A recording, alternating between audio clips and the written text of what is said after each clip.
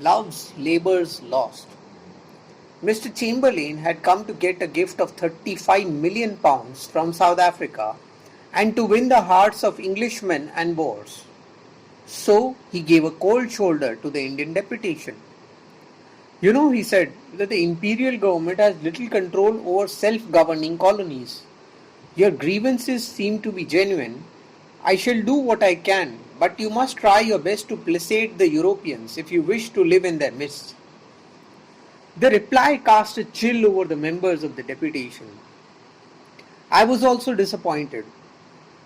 It was an eye-opener for us all, and I saw that we should start with our work de novo. I explained the situation to my colleagues. As a matter of fact, there was nothing wrong about Mr. Chamberlain's reply. It was well that he did not mince matters. He had brought home to us in a rather gentle way the rule of might being right or the law of the sword. But sword we had none. We scarcely had the nerve and the muscle even to receive sword cuts.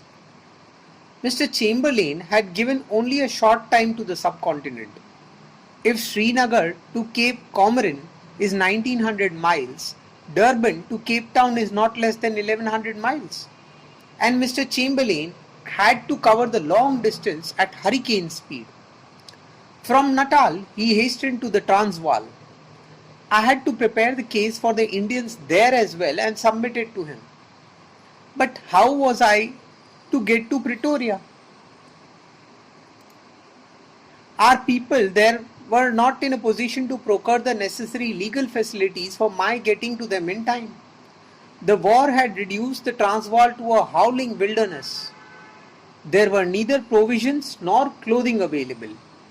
Empty or closed shops were there waiting to be replenished or opened, but that was a matter of time. Even refugees could not be allowed to return until the shops were ready with provisions.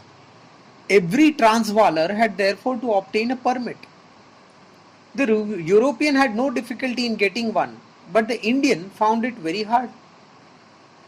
During the war, many officers and soldiers had come to South Africa from India and Ceylon, and it was considered to be the duty of the British authorities to provide for such of them as decided to settle there.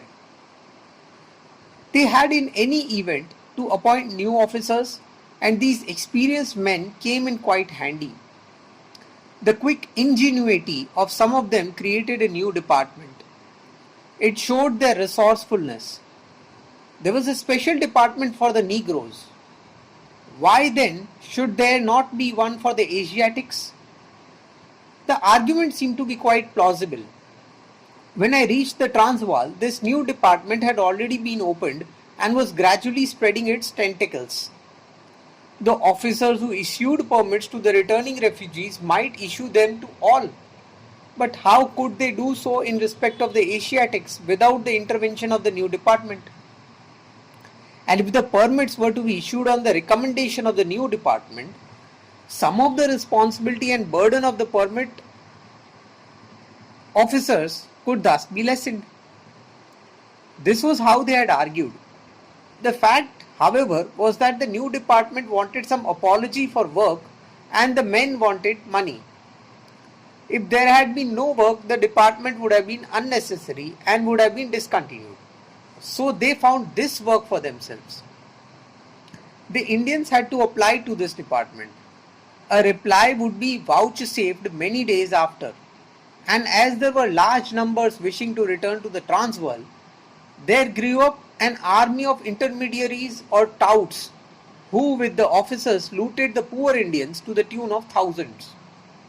I was told that no permit could be had without influence and that in some cases one had to pay up to £100 in spite of the influence which one might bring to bear. Thus there seemed to be no way open to me. I went to my old friend, the police superintendent of Durban, and said to him, "Please introduce me to the permit officer and help me to obtain a permit. You know that I have been a resident of the Transvaal." He immediately put on his hat, came out and secured me a permit. There was hardly an hour left before my train was to start. I had kept my luggage ready. I thanked the superintendent Alexander and started for Pretoria. I now had a fair idea of the difficulties ahead. On reaching Pretoria, I drafted the memorial. In Durban, I do not recollect the Indians having been asked to submit in advance the names of the representatives, but here there was the new department and it asked to do so. The Pretoria Indians had already come to know that the officers wanted to exclude me. But another chapter is necessary for this painful though amusing incident.